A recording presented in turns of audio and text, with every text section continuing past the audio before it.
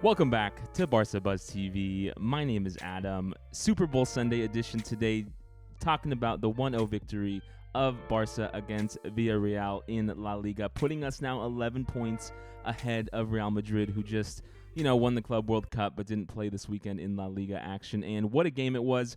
As me and Yus used to say, this was really a game, a tale of two halves.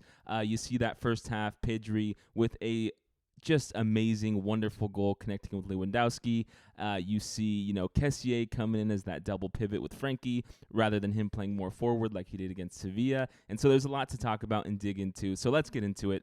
I think the first thing we have to do is shout out three players who had wonderful performances, right? And I think first and foremost, you have to talk about Ronald Araujo. I feel bad for Araujo sometimes because, I'm always fixated on Christensen and how amazing it is that Christensen, who had a good game again today, by the way, came for free, 26-year-old. He is, playing much better than we anticipated. But behind that at all times is Ronald Araujo, who is just that stalwart line of the defense that we all know and love. And, it's a big part of the reason why Barca have only allowed 7 goals in La Liga in 21 games, 16 clean sheets out of 21 games, and it's part of why Marc-Andre Ter Stegen is up there with our player of the season. But Araujo, just as a one-man wrecking crew, really was too much for Villareal to deal with at all, right? Villareal could not get a lot of opportunities on goal. There was one just last-second clearance Araujo had that really saved us from the tie. I know at the end of the game, I think Chukwueze had a goal that was called offside and really had us sweating. But, in a game when the second half didn't go our way and we really seemed to regress, kind of like we were, earlier in January when we used to talk a lot about Barca letting the foot off the pedal after going up 1-0. This was really one of those games again, and it was largely due to Araujo's ability to stop some counterattacking opportunities that gave us the victory. I think also, of course, you have to shout out Pedri, right?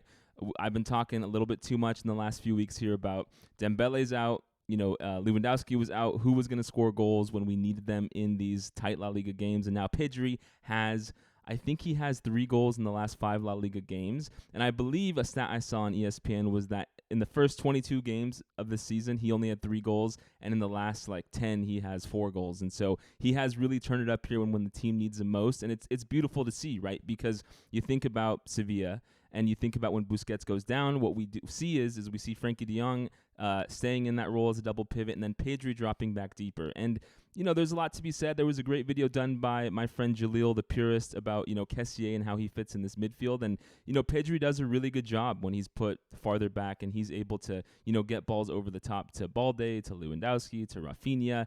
But really what we've liked to see in the last few weeks here is this 4-man midfield has allowed Pedri to attack more, to get more and play more of like a 10 instead of a 6, and really get the ball in the back of the net. And again today, him and Lewandowski, some one-touch passes that beautifully put him on, and he put away a tough opportunity right in front of the keeper. And so besides that moment, right, we see Pedri throughout the game really juking defenders, really using his body movement and feints to get free and to be able to wreak havoc on the opposition. And I was very impressed with his overall performance, along with Frenkie De Jong. I think he's the other player we have to shout out. Frenkie De Jong, we've all talked about it, right? He had this summer where there was so much drama. He had the first half of the season when he wasn't really fitting in, when we were playing mostly a 4-3-3. But now that we've unlocked this 4 midfield system, it really does feel like Xavi has figured out how to get the best from Pedri, Gavi, Frenkie De Jong, even Busquets, and now, Kessie is showing his best performances. And, of course, we all thought when Xavi took over the job, of course, if there's one man in history who's able to, coach midfielders and allow them to thrive, it would be one of the greatest midfielders of all time, Xavi. And it took a little while for us to get here, but you just see Frenkie De Jong everywhere, right? Instead of being on the left side of the double pivot, today we had him on the right side, basically exactly replacing what Busquets has been doing the last few weeks. And you see Frenkie, he had a beautiful over-the-top ball to Lewandowski that should have ended up in a goal. I think he had some, good defensive tackles, making sure that the opposition couldn't get out on a break. You have him just all over the pitch, really trying to connect with Lewandowski and Rafinha and Pedri a lot. And just to see the development of Frenkie De Jong under Xavi this season has been incredible.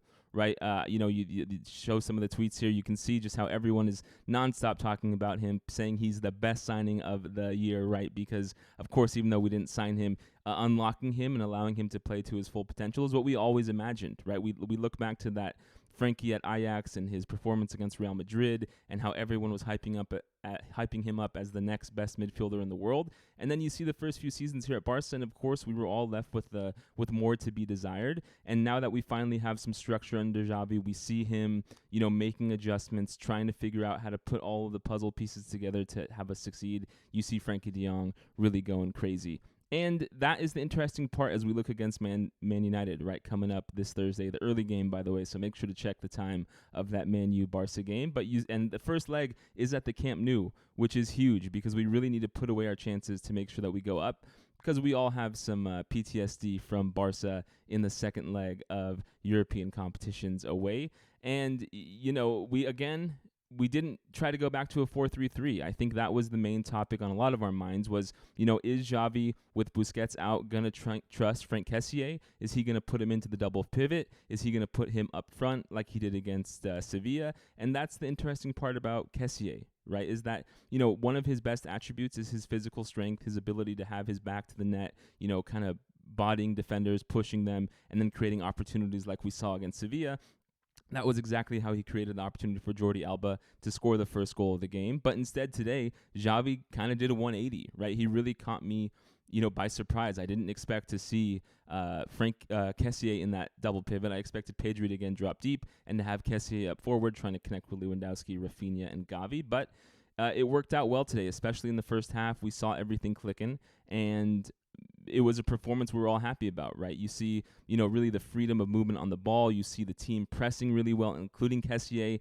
Defense is not necessarily his best attribute according to the stats, but we do see him really challenging the opposition. If he ends up in the corner with the ball, he's able to use his physical strength to make sure that, we can try and clear it out. And so I was really impressed today with Frank Kessie. And I do think if you look at the game and you think about some of the issues we had, the big thing for me is just a lack of clinical finishing, right? This game finishes 1-0 or 0-0 against Villareal, and you just do think that Lewandowski and Rafinha should have taken a few more of those opportunities, put the ball in the back of the net, and given us a bigger lead. It's a bit paradoxical because, like I said, and, I put up and talked about that quote from Pedri early in January saying, when Barca go up 1-0, we kind of turn off. In the last few weeks, we haven't really seen that from this Barca team, right? We've seen us go up 1-0 and then really try and go for a second or a third goal, which is how you saw kind of the floodgates open up against Sevilla and us win 3-0 at the end. And in this game, it looked like we got a little bit frazzled. That second half performance left a lot to be desired. At times it felt like the team was just trying to move too fast, right? For a lot of the season, we've criticized Xavi's Barca for, when they go up, just trying to hold the ball and kind of not play any aggressive passes, try and just be very conservative and make sure the opposition can't break on a counterattack.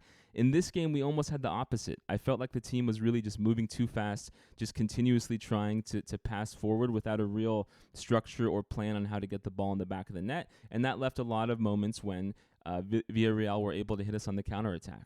And, players like Chukwueze, who've had a good history against Barca, they really could have come today and put in a goal. He, like I said, at the end of the game, he almost had a goal. There was a close handball call right at the death of the whistle today. And so if we're going to come against a Manchester United team that are looking very good, right, they did just draw leads in the midweek this week, but I did just see them win.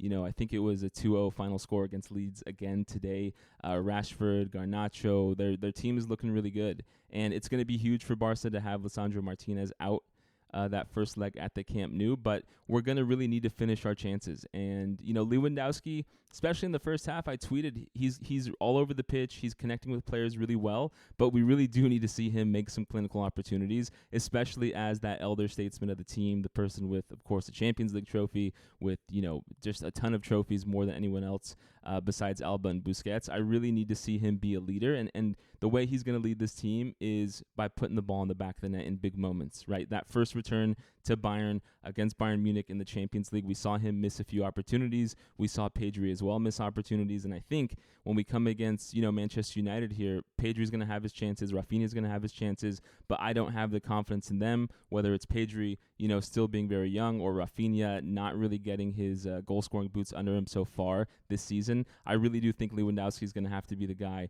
to put the ball in the back of the net and help us take this W. And so that's what I'm on looking out for. I do have a plan to record a pre-match video, which you guys will see shortly. Should be up Monday night. So just let me know in the comments what you thought about this game, how you square away that first and second half, difference in performance and whether or not you feel confident going into Manchester United. Thank you, guys.